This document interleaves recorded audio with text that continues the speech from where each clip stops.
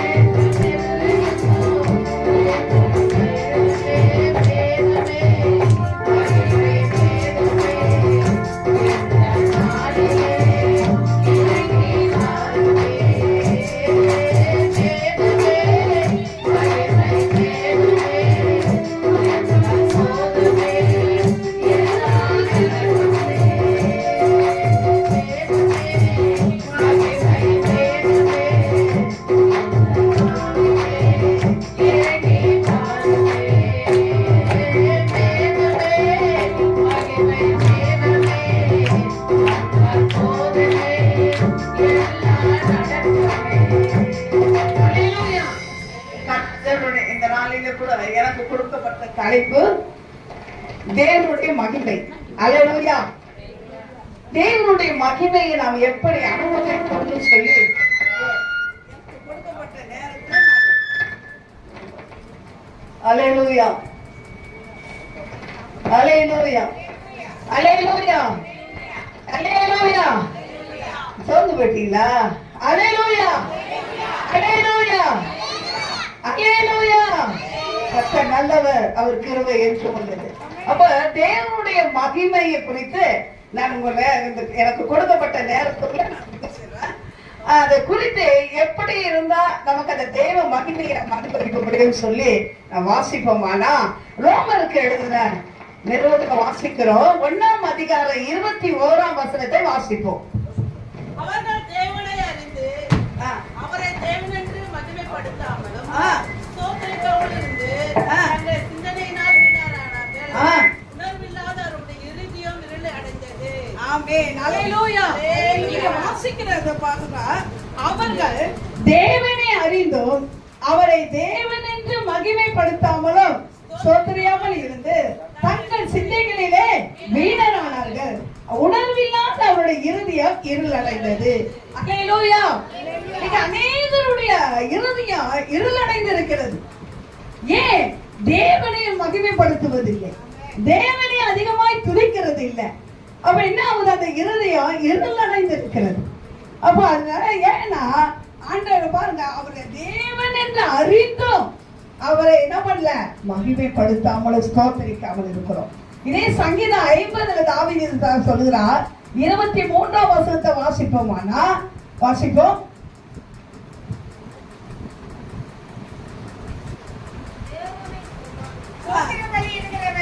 என்னை மகிமைப்படுத்துகிறார், படுத்துகிறார், தன் வழியை செவைப்படுத்துகிறவனுக்கு ரட்சிப்பு வெளிப்படுத்துகிறார். அல்லேலூயா.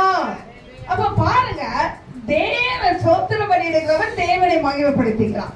தன் வழியை செயல்படுத்துவவனுக்கு என்ன பண்றாரு? தன்னுடைய ரட்சிப்பை கத்த. அல்லேலூயா. இப்ப நம்ம இருதயம் இருளடைந்து இருக்கிறது. பாவத்து காரியங்கள் வேண்டாத காலையிலிருந்து நம்ம பார்த்தோம். நானும் அதிசயமான தேவன் என்று வந்து உட்கார்ந்தேன். அதுக்கப்புறம் இரக்கமுள்ள தேவன், நீதியின் தேவன், பரிசுத்தம் உள்ள தேவன், அல்லேலூயா, மகிமை தேவன், அல்லேலூயா. இப்போ ஒவ்வொரு காரியங்களையும் ஒவ்வொரு ஊழியக்காரர்கள் பேசும் பொழுது உண்மையாகவே கேட்கறதுக்கு இன்மையாகவோ வேதங்களை ஆராய்ச்சி செய்வதற்கு ஒரு பெரிய பாக்கியமா இருக்கிறது. அல்லேலூயா. அப்ப இந்த தேவனை நாம இன்னைக்கு பாருங்க, ஜனங்கள்லாம் உலகப்பிரமான காரியங்களுக்கு தான் தன்னை இருதயத்தை ஒப்பு கொடுக்குறாங்க. அல்லேலூயா. தேவனை துதிக்கிறதும் கிடையாது, தேவனை மகிமைப்படுத்த இவ்வளோ நன்மை கர்த்தர் செய்தார். ஆனா இன்னைக்கு நம்ம நன்றி இல்லாம தான் நம்ம உட்கார்ந்து இருக்கிறோம். அல்லேலூயா. ஒரு சின்ன காரியம் ஏதாவது ஒரு பிரச்சனை வந்து நம்ம உடனே சோர்ந்து போறோம். அப்ப என்ன ஆண்டவர் செய்த நன்மையை மறந்துடுவோம். வந்த பிரச்சனை தான் நம்ம பெருசா நினைப்பாயோ, எனக்கு இப்படி நடந்துச்சு, எனக்கு இப்படி ஆயிடுச்சு, ஏன் எனக்கு இந்த நிலைமை, ஏன் எனக்கு இந்த போராட்டம், அப்படி நினைப்போம். அல்லேலூயா. எந்த சூழ்நிலையிலும் நான் தேவனை மகிமைப்படுத்தணும். அல்லேலூயா. இருதயத்துல பாருங்க, யோவான் 1ஆம் அதிகாரத்தை எடுத்து வாசிப்போமானா 1:14 வாசிப்போம். அந்த வார்த்தை மாம்சமாகி சத்தியத்தினாலும் நிறைந்ததாய் நமக்குள்ளே வாசம் பண்ணுகிறார். அவருடைய மகிமையை நாம் கண்டோம். பிதாவுக்கு ஒரே பேரனுடைய ஏற்ற மகிமையாகவே இருந்தது. ஆதியிலே வார்த்தை இருந்தது, அந்த வார்த்தை தேவனிடத்தில் இருந்தது, அந்த வார்த்தை தேவனாய் இருந்தார். அது மாமிசமாகி நமக்குள்ளே என்ன பண்றாரு? கிருபையினாலும் சத்தியத்தினாலும் நமக்குள்ளே வாசம் பண்ணுகிற தேவனாய் இருக்கிறார். இருதயத்துக்குள்ளே வாசம் பண்ணுகிற தேவனாய் இருக்கிறார். அப்ப அந்த மகிமை ஒரே பேரான குமாரனுடைய மகிமைக்கு ஏற்ற ஒரு மகிமையா இருந்தது. அல்லேலூயா. அந்த மகிமையை நாம் கண்டு இருக்கிறோம். ஆண்டவரே எது நம்ம என்ன சொல்றோம்? கர்த்தருக்கு மகிமை உண்டாகட்டும், கர்த்தர் எனக்கு இந்த நன்மை செய்தார், கர்த்தர் எனக்கு இதை செய்தார். நம்ம என்ன பண்ணோம்? ஒவ்வொரு நாளும் கர்த்தரை நாம் துதிக்கணும். அந்த மகிமையை நாம் எப்போது நமக்குள்ள வாசம் பண்ணுகிறோம். ஆண்டவர் அந்த எந்த ஒரு பாரமோ காரியங்கள் வரும்போது நீ கர்த்தரை நன்றா துதித்து பாரு, ஆண்டவருடைய மகிமையை காணும். அல்லேலூயா. அவர்கள் தங்கள் சிந்தை உணர்வில்லாம அவருடைய இருதயம் இருளடைந்து போய்விட்டது. சிந்தையிலே வீணானது. இன்னைக்கு வாலிப பிள்ளைகளுடைய சிந்தை நம்ம வேற வழியா போகுது. சபைக்கு தான் வராங்க. எங்க பாஸ்டர் பிரேம்குமார் ஐயா இருப்பாரு. இந்த போன் எடுத்து வந்து கூட பாட்டு பாட்டாங்கன்னா டக்குன்னு கீழே இருக்கிறார். சயின்ஸ் கொடுக்க மாட்டார். இந்த கிறிஸ்துமஸ் நியூ இயர்ல எல்லாம் ஸ்பெஷல் டான்ஸ் கொடுப்பாங்க. அப்ப இந்த போன் எடுத்து வந்து பாடினாங்கன்னா அவர் உடனே கீழே இறக்கிடுவார். நம்ம பாஸ்டர் சாம்சுந்தரையா கிட்ட தான் இருந்தோம். அவருடைய கொள்கை, அவர் கொடுத்த அந்த சக்தியை தான் இன்னைக்கு எங்களை நிலைநிற்க வச்சிருக்கிறது. அவருடைய அந்த கண்டிஷன், அந்த கொடுக்கிற காரியங்களை எல்லாம், அந்த பிரசனெல்லாம் எங்களை இன்னைக்கு நிக்க வச்சு கட்டுரை ஊழியத்தை செய்து வருகிறோம். இப்பவும் நாங்கள் அதை கடைபிடிச்சு கொண்டு இருக்கிறோம். அவன் மறித்து பரலோகத்துல இருந்தாலும் கூட அந்த வார்த்தைகளை நாங்க என்ன பண்றோம், இன்னைக்கும் அவர் சொன்ன ஒவ்வொரு காரியத்தை நாங்கள் கணக்கெடுத்துடுவதனால தான் இன்னைக்கு இருளடைந்த ஒரு வாழ்க்கை வாழாதபடிக்கு ஒரு வெளிச்சத்துக்குள்ள பிள்ளைகளாக நாங்கள் இருக்கிறோம். அல்லேலூயா. இப்ப நம்முடைய இருதயம் எப்பொழுதும் கர்த்தரை மகிமைப்படுத்தி நீ ஸ்தோத்திரிக்கப்படும் பொழுது உன் இருதயத்தில் இருக்கிற எல்லா இருள் நீக்கப்படும். அல்லேலூயா. ஒரு பெரிய வெளிச்சம் உனக்குள்ள உண்டாகும். அல்லேலூயா. அவன் கிருபையினாலும் சத்தியத்தினாலும் நமக்குள்ளே வாசம் பண்ணுகிற தேவனா இருக்கிறார்.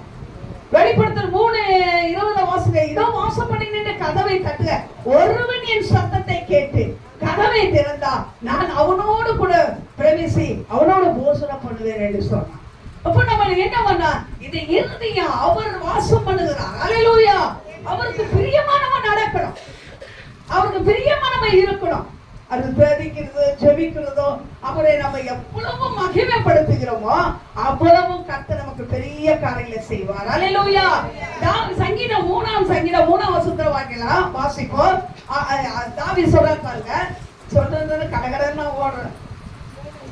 3 ஆனாலும் கர்த்தாவே என் கேடகமும் என் மகிமையும் என் தலையை உயர்த்துகிறவருமாய் இருக்கிறீர். நீ தேவனை மகிமைப்படுத்தினா கர்த்தர் உன்னை உயர்த்துவார். அல்லேலூயா. கர்த்தர் உன்னை உயர்த்துவார். அல்லேலூயா. அவரை மகிமைப்படுத்த, மனுஷனை மகிமைப்படுத்தாதீங்க. மனுஷனை பிரியப்படுத்தணும் தேவனுடைய ஊழியக்காரனா இருக்க முடியாது. அல்லேலூயா. யாரையும் பிரியப்படுத்த மாட்டோம். அல்லேலூயா. முதல்ல கர்த்தருக்கு கொடுங்க. எதையோ தூக்கி கொடுத்து வாழ்க்கையில இருளான வாழ்க்கையில வாழ்ந்து கொண்டிருக்கிறோம். அல்லேலூயா. முன்னாடி தேவனை மகிமைப்படுத்துகிறார், தேவனை துதிங்க. ஆண்டவர் அதான் சொல்றாரு, அவர்தான் என் தலையை உயர்த்துகிறவராக இருக்கிறார். அவர்தான் எனக்கு கேடகமும் மகிமையும் என் தலையை உயர்த்துகிறவருமாய் இருக்கிறார். அல்லேலூயா. வாழ்க்கையில அவரை முதலாவது விடுங்க, அவரை மகிமைப்படுத்துங்க. சின்ன காரியமானாலும் பெரிய காரியமானாலும் கர்த்தர் எனக்கு இதை செய்தா அதை மகிமைப்படுத்துங்க. ஆனா பிரஜாதிகிட்ட போய் சொல்லுங்க, என் கர்த்தர் எனக்கு இந்த காரியத்தை செய்தா, எனக்கு இந்த காரியத்துல இருந்து எனக்கு விடுதலை கொடுத்தா. அவரை மகிமைப்படுத்து, மனுஷனை மகிமைப்படுத்தாத. ஏதாவது ஒரு உதவி செஞ்சா, இந்த பாருங்க இந்த வெள்ளை நிவாரண புயல் என்ன பண்ணாங்க ஜனங்க, அவங்க இதை கொடுப்பாங்களா அதை கொடுப்பாங்களா, அங்கங்க ஓடுறாங்க நம்ம ஆளுங்க. ஆதாயத்துக்காக தான் கர்த்தரை தேடுகிறாங்க. உட்கார்ந்து கர்த்தர் கொடுப்பார். அல்லேலூயா. அல்லேலூயா. யோசிச்சு பாருங்க, 6000 ரூபாய் கொடுக்குறாங்கன்னா சர்ச்சுக்கே வராத போச்சு நம்ம கும்பல் எல்லாம். என்னங்குது 6000 ரூபாய் ரேஷன் கடையில நிக்குது லைன்ல, அது நிக்குது 50-60 பேருக்கு பின்னாடி நிக்குது.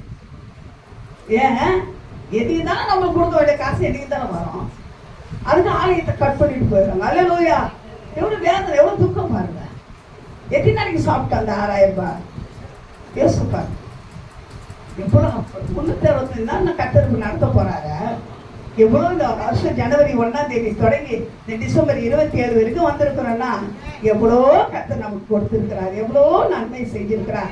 அவரை நாம் மகிமைப்படுத்தணும். அல்லேலூயா. அவரை நம்ம எப்போதும் ஸ்தோத்திரிக்கிறவர்களாய் காணப்படணும். 2வது அவருடைய மகிமை நமக்கு எப்படி கிடைக்கும்னா, வாசிப்போம். யோவான் எழுதின சுவிசேஷம் 2ஆம் அதிகாரம் 11ஆம் வசனத்தை வாசிப்போம். வாசிப்போமா. இவ்விதமா இயேசு இந்த முதலாவது அற்புதத்தை கலிலேயா என்னும் கானா ஊரிலே செய்து தம்முடைய மகிமையை வெளிப்படுத்தினார். அவருடைய சீஷர்கள் அவரிடத்திலே விசுவாசம் வைத்தார்கள். அதுவரைக்கும் அவரோட விசுவாசம் இல்லாத இருக்கிறாங்க 12 சீஷர்களும். அல்லேலூயா.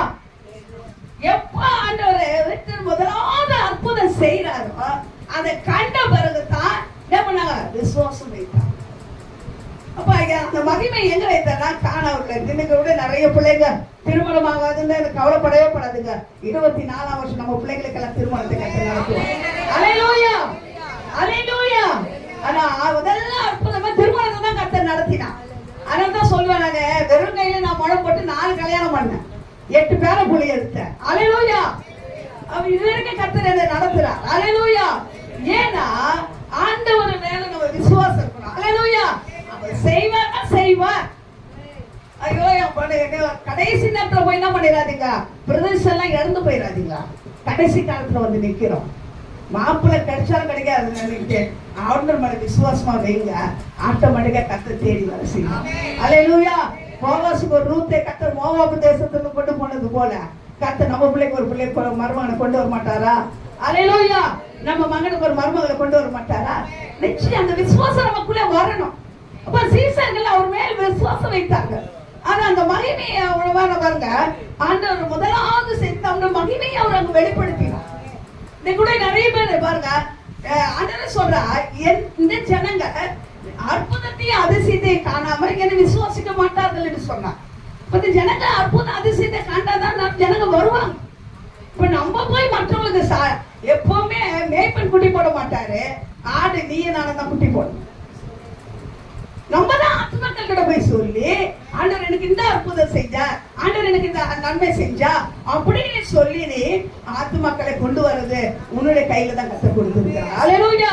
இன்னைக்கு நம்ம என்ன பண்ண, நம்ம பெற்ற சந்தோஷம், நம்ம பெற்ற ஆசீர்வாதம் மற்றவங்களுக்கு நம்ம சொல்லணும், மற்றவங்களை நம்ம கொண்டு வரணும், வழி நடத்தணும். அல்லேலூயா. இத்தனை நம்ம டிசம்பர் மாசம் 27ஆம் தேதி ஒரு ஆத்மாக்கு நம்ம பிரயோஜனப்பட்டிருக்கிறோமா? யோசிப்பா. நம்மளுடைய வாழ்க்கையில ஒரு ஆத்மா கூட ஞானஸ்தானத்துக்கு வழி நடத்தி இருக்கிறோமா? எவ்வளவு துக்கமா இல்ல, எவ்வளவு வேதனையா இல்ல? எதுக்காக கர்த்தர் உன்னை என்னை தெரிந்து கொண்டா? எவ்வளோ உலகத்துல எவ்வளவு பேர் இருக்கிறாங்க, அவங்களெல்லாம் விட்டு அற்பமானவங்க, அற்பமா இருந்த நம்மளே எனக்கு ஒரு கிணத்துக்குள்ள ஒரு பாத்திரமாய் கர்த்தர் வைத்திருக்கிறாங்க. நாம எப்படி இருக்கிறோம்? அவங்க விசுவாசம், அவர் சீசர்கள் அவர் மேல் விசுவாசம் வைத்தார்கள். அல்லேலூயா. அதுக்கு அடுத்தது வாசிப்பான். அதே யோவான் 11:40 வாசிக்கிறோம். மார்த்தாள் மரியாதை குறித்து பார்க்கிறோம். லாசர் அந்த குடும்பத்தை பெத்தனியாவுக்கு இறந்து போகும்போதெல்லாம் ஆண்டவர் லாசர் வீட்டுக்கு தான் போய் தங்குவார். அந்த குடும்பத்தை ரொம்ப அன்பா நேசித்தார் லாசரை. ஆனா வியாதிப்பட்டு ஆண்டவருக்கு ஆள் அனுப்புறாங்க, அவர் வரவில்லை, பார்க்கல. ரெண்டாவது மரித்தாலும் போய் சொல்லிட்டாங்க, மரித்தும் வரல, 4 நாள் ஆகி வரல, 4வது நாள் வர என்ன பாருங்க. அப்போ அவர் சொல்றாரு, அந்த மார்த்தாளை பார்த்து சொல்லும்போது சொல்றாரு, வாசிப்ப 40ஆம் வசனம். இயேசு அவளை நோக்கி, நீ விசுவாசித்தால் தேவனுடைய மகிமை நீ காண்பாய். அப்போ உடனே என்ன அவர் சொன்னார், என்னை விசுவாசிக்கிறவன் மரித்தாலும் பிழைப்பான்னு நமக்கு முன்னாடியே ஆண்டவரோட வார்த்தை சொல்லப்பட்டது. அப்ப அதை விசுவாசிக்கல. ஐயோ ஆண்டவரே 4 நாள் ஆகுமே, நாளுமே அது எப்படி அப்படின்னு கேள்வி கேட்டா, கள்ள புரட்டு நம்ம வேலை, அற்புதம் செய்வது அவருடைய வேலை. கேள்வி கேட்டே நம்ம கேள்வி கேட்டு என்ன பண்றோம்? விசுவாசத்துல வளர்ச்சி அடையாம உட்காந்து கர்த்தர் சொன்னார்னா செய்வார். அல்லேலூயா. 4 நாள் டாக்டர் எடுத்த லாசரை உயிரோடு எழுப்பினார்னா அப்போ எப்படிப்பட்ட வியாதியை அவரை சுகமாக்க முடியும்? அல்லேலூயா. ஒரு சின்ன சாட்சி தான், பெரிய சாட்சி அது.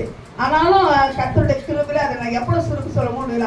ஏன்னா எனக்கு இன்னும் 1/4 மணி நேரம் தாங்குது. அடுத்தது ஒரு பாயிண்ட் பேசி நான் போயிடலாம். அல்லேலூயா. அப்ப எங்க வீட்டுக்காரருக்கு திடீர்னு செப்டம்பர் மாதம் 7ஆம் தேதி 2 கண் பார்வை இறந்து போயிட்டார். இதுக்கும் அவருக்கு கண்ணில் புற 2 கண்ணும் லென்ஸ் வச்சிருக்கிறோம், வச்சு 10 வருஷம் ஆகி போச்சு. அதுக்கப்புறம் சுகர் போய் உள்ளுக்கிற நரம்பெல்லாம் கெட்டு போயிடுச்சு, ரத்தம் கட்டிடுச்சு, கண் பார்வை போயிடுச்சு.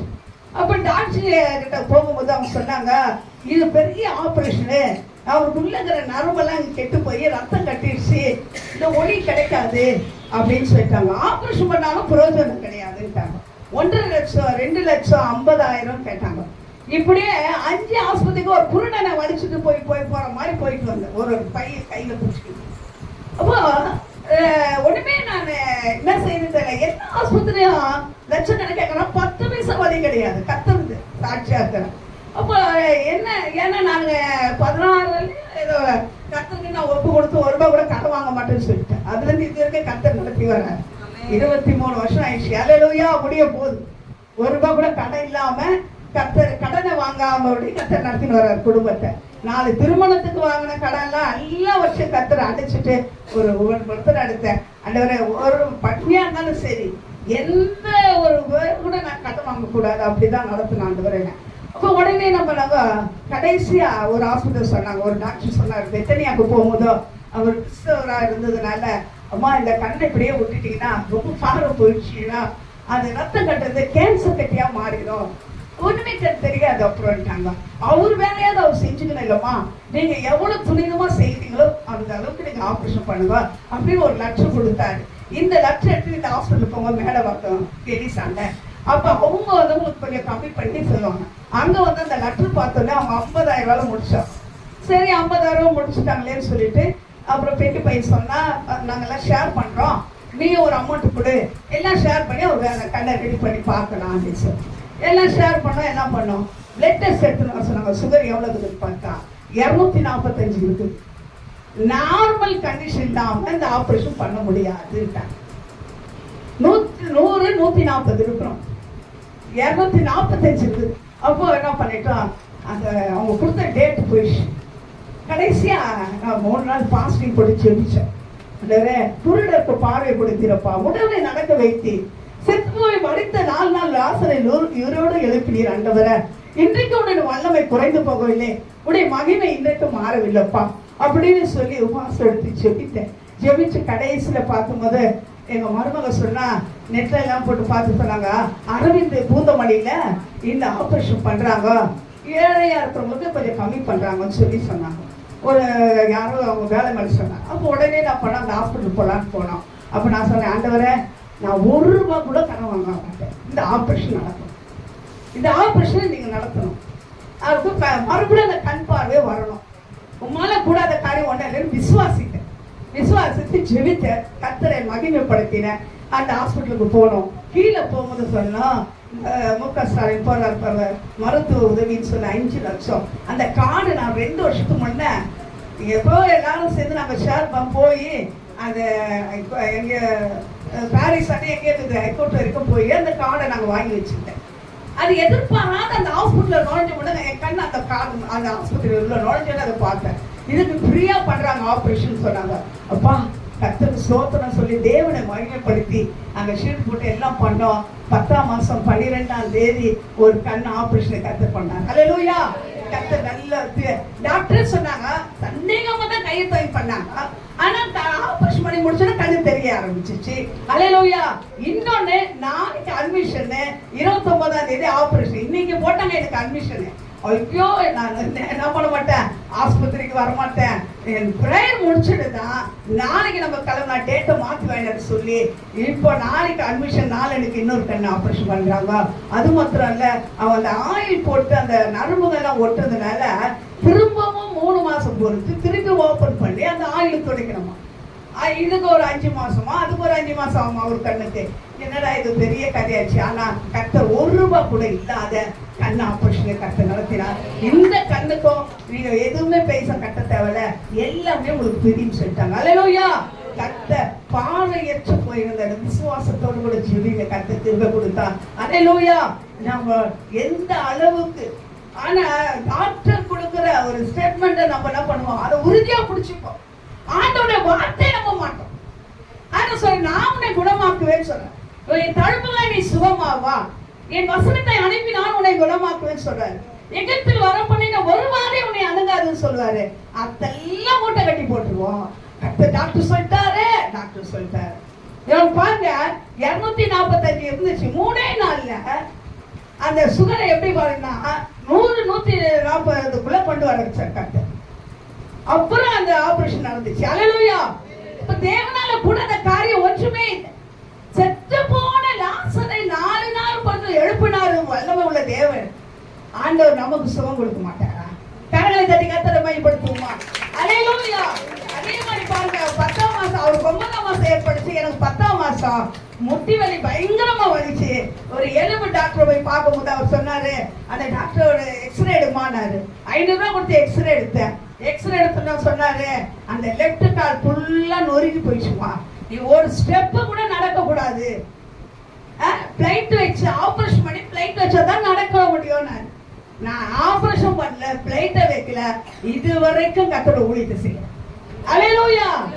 முட்டி ஃபுல்லா தேஞ்சு போச்சு, தேய்வானம். ஆனாலும் கூட யார் மேல நம்பிக்கை வச்சு, உலர்ந்த எலும்பை உயிரடைய செய்கிற ஆண்டவர், எலும்புகளின் தசைகளிலும் நரம்புகளிலும் உயிர் தந்த வல்லமை இறங்குன்னு சொன்னா, நாம ஏன் இந்த ஆபரேஷன் இன்ன வரைக்கும் கர்த்தர் ஓடிக்கொண்டே இருக்கிறார். ஹல்லேலூயா. இன்னைக்கு எத்தனை பஸ் ஏறி இறங்கி ஊழியத்தை செய்ய கர்த்தர் கிருபை கொடுத்திருக்கிறார். ஹல்லேலூயா. அப்ப ஆண்டவர் பாருங்க, அப்ப மாத்தாரா சொல்றா, 4 நாள் ஆடுவேன், விசுவாசித்தா தேவனுடைய மகிமை காண்பார். அப்ப நமக்குள்ள இருக்கும்போது கர்த்தருடைய மகிமையை நம்ம பார்க்கணும். அதே வாசனம் பாருங்க, ரோமர் 4ஆம் அதிகாரத்துல எடுத்து வாசிப்போம். ஆபிரகாமை குறித்து நம்ம வாசிக்கிறோம். பாரு வாசிப்போம், 19 வாசிப்போம். சீக்கிரமா. அவன் விசுவாசத்திலே பலவீனமாய் இருக்கவில்லை. அவன் ஏறக்குறைய இருக்கும்போது அவன் சரீரம் செத்துப் போனதையும் சாராளுடைய கர்ப்பம் செத்துப் போனதையும் எண்ணாதிருந்தான். தேவனுடைய வாக்குத்தத்தத்தை குறித்து அவன் அவிசுவாசமாய் சந்தேகப்படாமல் தேவன் வாக்குத்தத்தம் பண்ணினதை நிறைவேற்ற வல்லவராய் இருக்கிறார் என்று முழு நிச்சயமாய் நம்பி தேவனை மகிமைப்படுத்தினார். ஆமென். ஆகையால் அது அவனுக்கு நீதியாய் எண்ணப்பட்டது. அல்லேலூயா, அல்லேலூயா. அவனுடைய சரீரம் செத்து போனதை எண்ணல, சாராளுடைய கர்ப்பம் செத்து போனதை அவன் எண்ணாம தேவன் வாக்குத்தத்தம் பண்ணினது உண்மை உள்ளவர் என்று சொல்லி தேவனை மகிமைப்படுத்தினான். அது அவனுக்கு நீதியாய். அநேகருக்கு விசுவாசம் இருக்குது. ஆண்டவர் என்ன சொல்றாரு? தகப்பனா இருப்பான். அது எந்த ஒரு அறிகுறியே இல்லை. ஆனா ஆண்டவரை நம்பி விசுவாசித்தான். பலவீனமா இல்ல, விசுவாசத்துல அவிசுவாசம் படல, சந்தேகப்படல. இன்னைக்கு ரொம்ப பலவீனப்பட்டு போயிடும் விசுவாசத்துல. நானே பார்த்தாலும் அந்த நம்ம என்ன பண்றோம், உலகப்புறமான காரியத்துல தான் நம்ம முக்கியப்படும். அல்லேலூயா. அன்றுவரே எனக்கு எப்படி இருக்குது, எனக்கு அப்படி இருக்குது.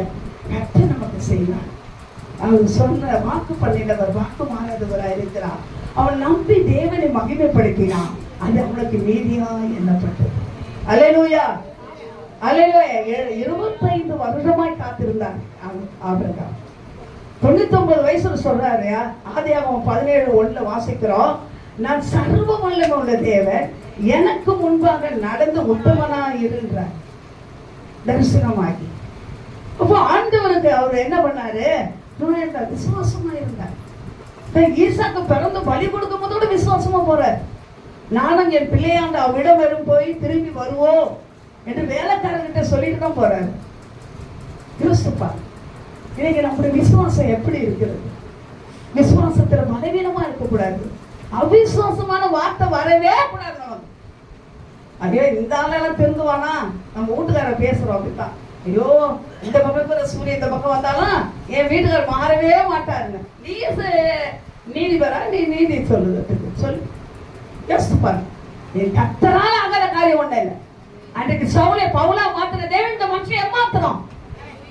நானும் மோசமான குடும்பத்தை அவர் வீட்டுக்கார இடத்துல வாழ்க்கையை நடத்தினோம்.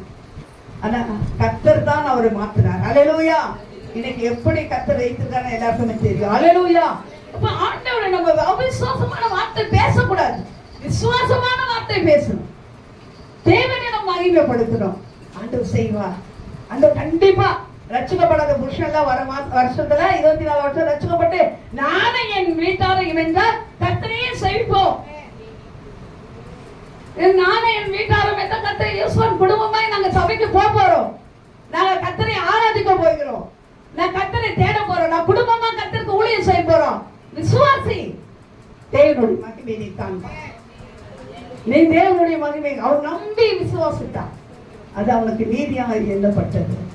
இன்னைக்கு கூட நம்ம விசுவாசத்துல நம்ம சோர்ந்து போக கூடாது. ஆண்டவர் நிச்சயமா செய்வார்னா செய்வார். அல்லேலூயா. வாக்குத்தத்தம் பண்ணினவர் உண்மை உள்ளவர். வாக்கு மாறாத தேவன், வாக்கு மாறாத தேவன். இன்னைக்கு நிறைய பேர் நம்ம என்ன பண்றோம், ஐயோ ஆண்டவர் இப்படி சொன்னாரே செய்யலையே.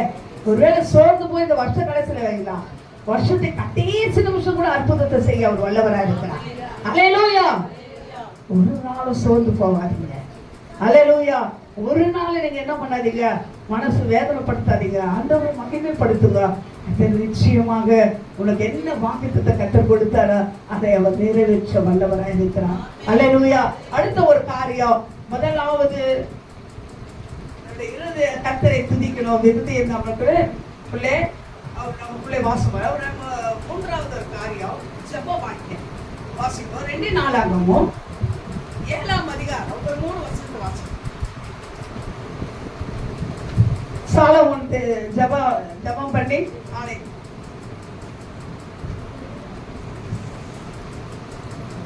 அல்லேலூயா. வாசிங்கம்மா. 2 நாளாகமும் 7ஆம் அதிகாரம் 1, 2, 3 வசனம். சாலமோன் ஜெபம் பண்ணி முடிக்கிற போது அக்கினி வானத்திலிருந்து இறங்கி இறங்கி சர்வாங்க கர்த்தருடைய மகிமையும் கர்த்தருடைய மகிமையும் ஆலயத்தை நிறைவேற்று. கர்த்தருடைய மகிமை கர்த்தருடைய ஆலயத்தை நிரப்பினால் ஆசாரிகள் கர்த்தருடைய ஆலயத்துக்குள்ளே பிரவேசிக்கக்கூடாது. அடுத்தது அக்கினி இறங்குவதும் கர்த்தருடைய மகிமை ஆலயத்தின் மேல் தங்கியிருக்கிறதையும் இஸ்ரவேல் புத்திரர் எல்லாரும் கண்டபோது தலவரிசை மட்டும் தரையிலே முகங்குப்புற குனிந்து பணிந்து, கர்த்தர் நல்லவர், அவருடைய கிருபை என்றும் உள்ளது என்று சொல்லி அவரை துதித்தார்கள். அல்லேலூயா. கர்த்தருடைய மகிமை ஆலயத்தை நிரப்பிவிட்டது. அல்லேலூயா. ஆசாரியர்கள் அது உள்ள நுழைய முடியாதபடிக்கு பயந்தார்கள். ஆனா பாருங்க, அவர்கள் முகங்குப்புற விழுந்து பணிந்து, கர்த்தர் நல்லவர், அவர் கிருபை என்றும் உள்ளது என்று சொல்லி தேவனை மகிமைப்படுத்தினார்கள். இப்ப நம்ம ஆலயத்துல கர்த்தருடைய மகிமை இருக்கிறது. அவருடைய மகிமையை நம்ம பார்க்கிறோம். அதான் சங்கீதக்காரர் தாவீது சொல்றார், 27ஆம் சங்கீதம் 4ஆம் வசனத்தை வாசிப்போம்னா, நான் ஒன்றை நான் கேட்டேன், அதையே நான் நாடுவேன். வாசிப்போம். கர்த்தரிடத்தில் ஒன்றை நான் கேட்டேன், அதையே நாடுவேன். நான் கர்த்தருடைய மகிமையை பார்க்கும்படியாகவும் அவருடைய ஆலயத்தில் ஆராய்ச்சி செய்யும்படியாகவும் நான் என் ஜீவனுள்ள நாளெல்லாம் கர்த்தருடைய ஆலயத்தில் தங்கியிருப்பதே நாடுவேன். அல்லேலூயா. யோசிச்சு பாருங்க, இப்ப கர்த்தருடைய மகிமை எங்கன்னா ஜெபிக்கும் பொழுது கர்த்தர் மகிமை அந்த ஆலயம் முழுதும். அதான் பாருங்க, லூக்கா சுவிசேஷத்துல 1:37 வாசிக்க 2ஆம் அதிகாரம் 37 அன்னாள் என்ற 84 வயது உள்ளவர்கள் பாருங்க, அவங்க பாத்தீங்கன்னா அந்த இரவும் பகலும் தேவாலயத்திலே தங்கியிருந்து தேவனை துதித்து மகிமைப்படுத்தினார். அப்போ இங்க தேவாலயத்துக்கு நம்ம என்ன பண்றது, ஞாயிற்றுக்கிழமை ஆராதனையில கலந்து கொள்ள நம்ம என்ன பண்றோம், உலகபுரமான காரியத்துக்கு ஓடுறோம், உலகபுரமான காரியத்தில் ஈடுபடுகிறோம். ஆலயத்துக்கு வரத்துக்கு நேரம் இல்லைன்றோம், ஆலயத்துல என்ன பண்ண பண்ணுது, உட்காருது இல்லை. அல்லேலூயா. ஆனா இங்க பாருங்க, அவங்க ஆலயத்துல இருக்கும் பொழுது அவங்க ஜெபம் பண்ணி சாலமோன் எழுந்த உடனே அக்கினி இறங்குச்சு. ஒரு பக்கம் தேவ மகிமை இறங்கி ஆலயத்தை முழுவத நிரப்பி அவர்கள் பணிந்து குனிந்து தேவனே என்ன பண்ணாங்க, தொழுது கொண்டாங்க, அவருடைய மகிமையை கண்டாங்க. நம்ம செவிக்க கர்த்தருடைய மகிமையை நம்ம காண முடியும். அல்லேலூயா. அல்லேலூயா.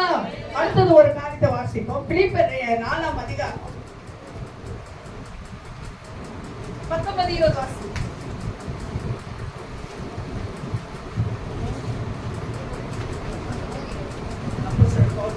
என் தேவன் தம்முடைய ஐசுவரியத்தில் உங்கள் குறைவுகளை எல்லாம் கிறிஸ்து இயேசுவுக்குள் மகிமையிலே நிறைவாக்குவார். நம்முடைய பிதாவாகிய தேவன் என்றென்றைக்கும் மகிமை உண்டாவதாக என்று. ஆமென். அல்லேலூயா. நம்முடைய குறைகளை நிறைவாக்குற தேவனுடைய மகிமை, ஐசுவரியத்தின் மகிமையினாலே நம்முடைய குறைகளை நிறைவாக்கி பார்க்கிறார். ஐசுவரியத்தின் மகிமை தேவன் நமக்கு எவ்வளோ குறைகளை கர்த்தர் நமக்கு என்ன பண்ண முடியாத நிறைவாக்குறார். ஒரு முத்தர் ஊழியக்காரர் சொன்னார், பரிசுத்தத்தை பற்றி பேசுறதும் கிறிஸ்துமஸுக்கு அவ்வளோ பணம் தேவை, ஆனா நான் யாரையும் பார்க்கல, பயப்படாதேன்னு சொன்னாரு. அந்த வசனத்தை நான் நம்பி விசுவாசித்தேன். அதனால என்ன ஆச்சு, என் தேவை எல்லாம் கர்த்தர் சந்திச்சாரு. அப்ப நம்மளோட குறை யார் தீர்ப்பார்னா கர்த்தர். அது மகிமை. கண்டிப்பா நம்மளோட குறைகளை கர்த்தர் நிறைவாக்குவா. அந்த தேவனுக்கு நம்ம என்றென்றைக்கும் அவருக்கு மகிமை செலுத்துவோம். ஒவ்வொரு நாளும் கர்த்தரை நம்ம துதிப்போம், கர்த்தரை நாம் மகிமைப்படுத்துவோம், விசுவாசத்துல நிலைத்திருப்போம், ஜெபத்துல உறுதியா இருப்போம். கர்த்தர் தாமே இந்த வசனங்களை ஆசீர்வதிப்பாராக.